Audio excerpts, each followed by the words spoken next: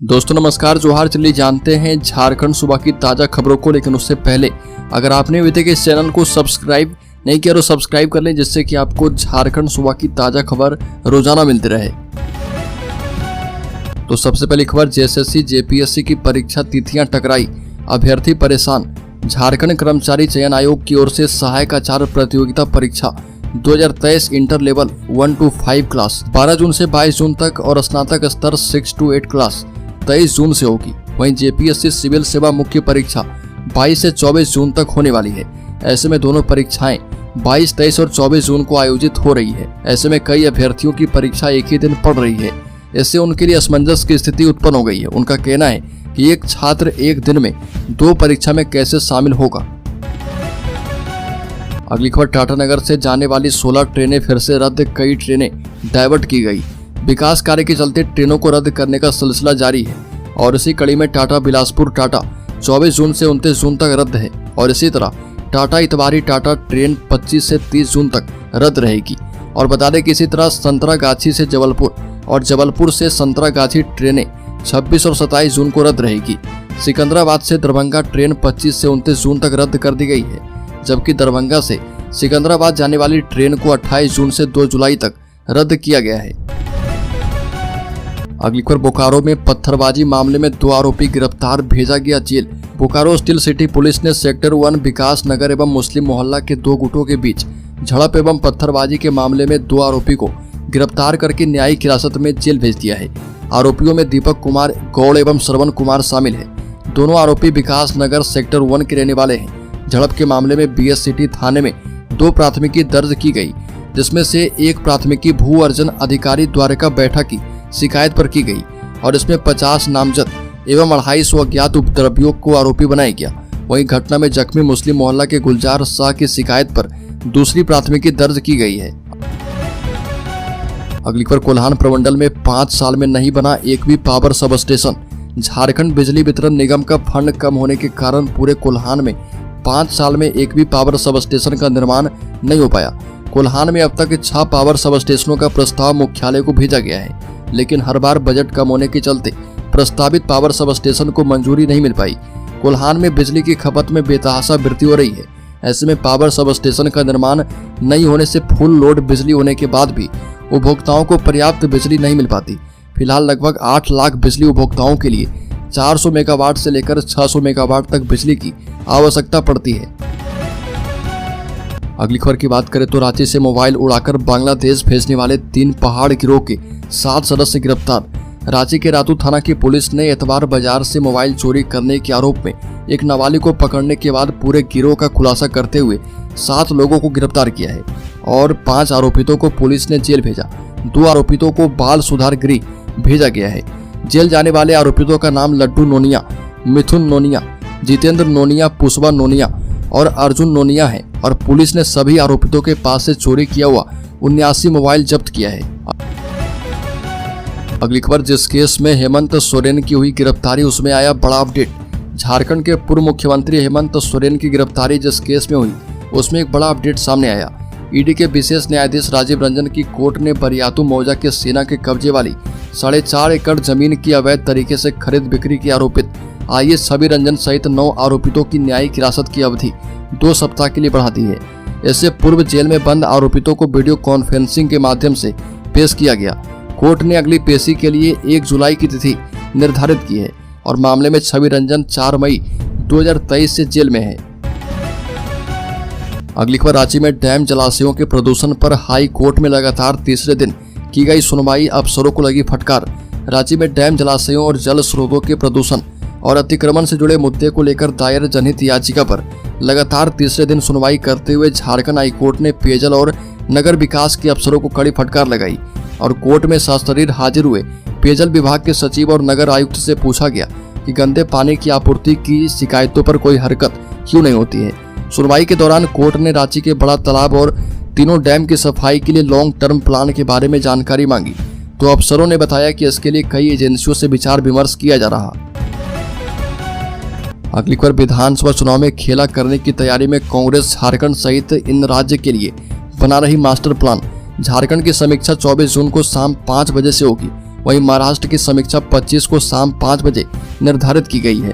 कांग्रेस के सूत्रों ने बताया कि पार्टी ने उन राज्य के लिए अलग से टीम बनाई जहां पर पार्टी का प्रदर्शन औसत से खराब रहा। और बता दें कि इसके साथ ही अखिल भारतीय कांग्रेस कमेटी के पूर्व अध्यक्ष राहुल गांधी के जन्मदिन के बाद कार्यकर्ताओं ने विधानसभा चुनाव की तैयारी शुरू कर दी है। अगली खबर, सुप्रीम कोर्ट ने विष्णु अग्रवाल के व्यवसायिक भवन के निर्माण पर लगाई रोक, सेफ्टी ऑडिट करवाने का दिया निर्देश। सुप्रीम कोर्ट ने दीपाटोले स्थित सेना की छावनी के पास बन रहे विष्णु अग्रवाल के 13 मंजिला व्यवसायिक भवन की चौथी मंजिल के बाद निर्माण पर रोक लगा दी है। हालांकि चौथी मंजिल तक पूरा हो चुके निर्माण में फिनिशिंग का काम करने की अनुमति दी गई है। कोर्ट ने निर्माण का सेफ्टी ऑडिट करवाने का भी निर्देश दिया और कोर्ट ने यह भी कहा कि वर्तमान के सभी फैसले कोर्ट के अंतिम फैसले से प्रभावित होंगे। विष्णु अग्रवाल की कंपनी ने सेना की याचिका पर हाईकोर्ट द्वारा लिए गए फैसले को सुप्रीम कोर्ट में चुनौती दी थी। अगली खबर, नीट परिणाम छात्रों को दे रहा अवसाद, अभिभावक शिक्षक परेशान। मेडिकल कॉलेजों में दाखिले के लिए 3-4 वर्ष से तैयारी करने वाले छात्रों को इस बार नीट के परिणाम से बड़ा झटका लगा है और परीक्षा में ग्रेस मार्क्स दिए जाने के कारण अच्छा स्कोर करने के बाद भी कई छात्रों का रैंक काफी पीछे चला गया। इससे वो परेशान एवं अवसाद में हैं। बच्चों की इन्हीं समस्याओं को लेकर अभिभावक और शिक्षक भी परेशान हैं। परिणाम से दुखी छात्र असमंजस में है कि अब मेडिकल की तैयारी करें या करियर के दूसरे विकल्प की ओर मुड़ जाएं। छात्र इस उधेड़बुन में भी हैं कि 3-4 वर्ष नीट की तैयारी में लगाने के बाद अब पीछे कैसे मुड़े और छात्रों की यही समस्याएं सीबीएसई की काउंसलिंग सेल में भी लगातार आ रही है। अगली खबर की बात करें तो झारखंड में गरीबों की बल्ले बल्ले 20 लाख गृह विहीनों को मिलेगा पक्का मकान। झारखंड राज्य के ग्रामीण क्षेत्रों में करीब गृह विहीन लोगों को सुविधा युक्त पक्का घर उपलब्ध करवाने के उद्देश्य से शुरू हुई अबू आवास योजना अब धीरे धीरे मूर्त रूप लेने लगी है। योजना अब आकार ले रहा। इस योजना के तहत 20 लाख आवास का निर्माण किया जाना है। अपने भौतिक लक्ष्य की ओर अग्रसर योजना में वर्ष 2023-24 के लिए 2 लाख आवास निर्माण की स्वीकृति प्रदान की गई थी। वित्तीय वर्ष 2024-25 में 4,50,000 आवास निर्माण की स्वीकृति प्रदान की जानी है ताकि आवश्यकतामंद लोगों को ससमय आवास मिल पाए। अगली खबर, संजीव लाल और जहांगीर की बढ़ेगी मुश्किलें, ईडी जब्त कर सकती है जमीन। बता दें कि झारखंड टेंडर कमीशन मामले में ईडी की गिरफ्त में आए ग्रामीण विकास विभाग के पूर्व मंत्री आलमगीर आलम के पीएस संजीव लाल और संजीव लाल के नौकर जहांगीर की मुश्किलें बढ़ती नजर आ रही है और ईडी आने वाले दिनों में संजीव लाल की पत्नी रीता लाल और जहांगीर के नाम पर रांची में खरीदी गई जमीन को जब्त कर सकती है। दरअसल रांची के पुदांग ओपी इलाके में संजीव लाल की पत्नी और संजीव लाल के नौकर जहांगीर के नाम से 18 डिसमिल जमीन खरीदी गई थी और इसकी जानकारी मिलते ही ईडी ने संजीव लाल, उसकी पत्नी और जहांगीर को पूछताछ करने के लिए बुलाया था। जानकारी के मुताबिक 18 डिसमिल जमीन की कीमत 1 करोड़ 35 लाख है, लेकिन उसे कागजों में महज 50 लाख रुपए का दिखाया गया, जबकि पूरे 1 करोड़ 35 लाख रुपए इस जमीन के लिए ट्रांसफर किए गए। अगली खबर की बात करें तो रांची के 9 अंचल अधिकारी से उपायुक्त ने मांगा स्पष्टीकरण। रांची के 9 अंचल अधिकारियों से उपायुक्त ने स्पष्टीकरण मांगा है और जिन अंचल अधिकारी को नोटिस जारी किया गया उसमें रातू, मांडर, नामकुम, कांके, हेहल, रांची शहर, बड़गाई और मांझी और अरगोड़ा के सीओ शामिल हैं। बता दें कि उपायुक्त राहुल कुमार सिन्हा के कार्यालय ने जानकारी दी। उपायुक्त कार्यालय ने कहा कि इन सभी अधिकारी को नोटिस जारी करते हुए 2 दिन के अंदर स्पष्टीकरण देने को कहा गया है। दाखिल खारिज समेत कई कार्य में हो रहे विलंब की वजह से इन अंचलों के अधिकारी को उपायुक्त ने नोटिस जारी किया है। अगली खबर, झारखंड में केंद्र लगा रहा 1500 मेगावाट का पावर प्रोजेक्ट, राज्य कैबिनेट ने निर्माण रोकने का प्रस्ताव किया पास। झारखंड कैबिनेट ने राज्य के लुगुबुरु पहाड़ पर केंद्र सरकार के उपक्रम डीवीसी की ओर से हाइडल पावर प्रोजेक्ट के निर्माण को स्थगित रखने का प्रस्ताव पारित किया है।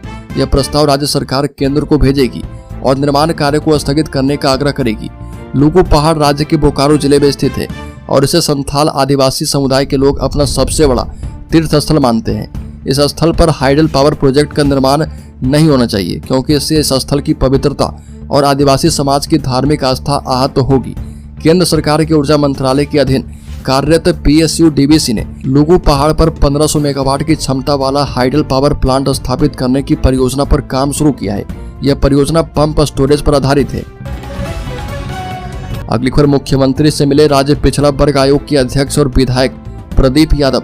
मुख्यमंत्री जम्पई सोरेन से झारखंड मंत्रालय में राज्य के दर्जा प्राप्त मंत्री सह राज्य पिछड़ा वर्ग आयोग के अध्यक्ष योगेंद्र प्रसाद महतो एवं विधायक प्रदीप यादव ने मुलाकात की है। इस अवसर पर संयुक्त रूप से इन्होंने झारखंड सरकार द्वारा 19 जून 2024 को आयोजित मंत्री परिषद की बैठक में राज्य के भीतर जाति आधारित जनगणना करवाई जाने के प्रस्ताव पर स्वीकृति दिए जाने के निर्णय को लेकर मुख्यमंत्री को बधाई दी एवं उनके प्रति आभार व्यक्त किया है। अगली खबर, 4 साल से बंद देश की सबसे पुरानी सुरदा तांबा खदान में फिर से शुरू होगा उत्पादन, केंद्र की हरी झंडी।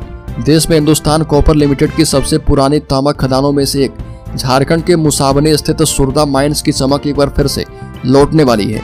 भारत सरकार के वन एवं पर्यावरण मंत्रालय ने माइनिंग क्षेत्र के अंतर्गत आने वाली 65 हेक्टेयर वन भूमि के लीज के लिए क्लियरेंस दे दी है।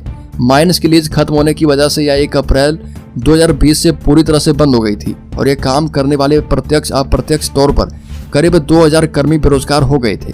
खदान को पुनः चालू करने के लिए भारत सरकार के वन एवं पर्यावरण मंत्रालय के पास लंबे समय से आवेदन लंबित था।